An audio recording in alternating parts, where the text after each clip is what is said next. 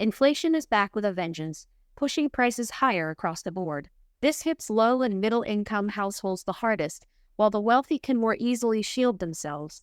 I'll explain how inflation exacerbates inequality and makes the rich richer, even amid economic crises. First, let's talk about income. Poorer households rely more heavily on incomes like wages and government transfers that often fail to keep up with rising prices. So their purchasing power declines. Wealthier households have more investment income from assets like stocks, which provides an inflation hedge. Emerging market data shows similar trends. Self-employment and investment income make up a larger share of earnings for high-income groups. Next, consumption.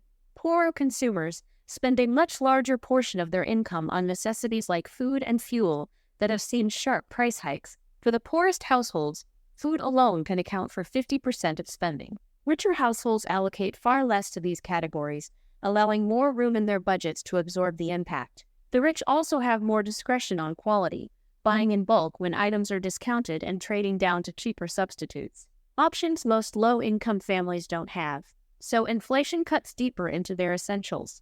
In terms of assets, lower-income groups often lack savings products that can shield against inflation, like certificates of deposit. The upfront and ongoing costs make many accounts unaffordable. Data shows wealthier households are multiples more likely to hold inflation. Government policy during crises provides an added boon to the rich.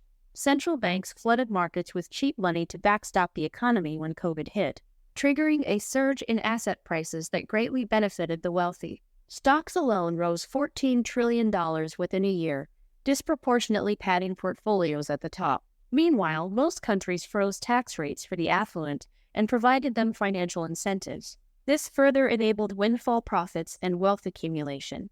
Oxfam found that billionaire fortunes rose more during the pandemic than the previous 14 years combined. Now let's connect the dots on why the wealthy tend to get wealthier during crises, while lower income groups backslide. Their income better keeps pace with rising prices. More discretionary spending allows greater insulation from inflation's bite.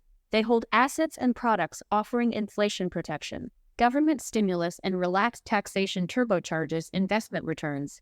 Conversely, here is why inflation hits the poor and middle class harder. Wage and transfer income loses purchasing power. Less discretionary income makes them vulnerable to rising essential costs.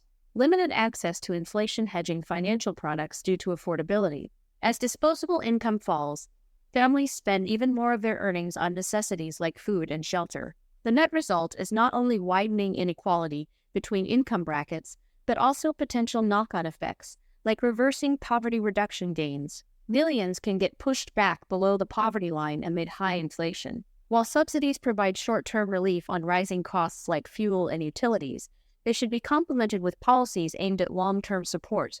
Targeted direct cash assistance for documented low-income families to pay for essentials.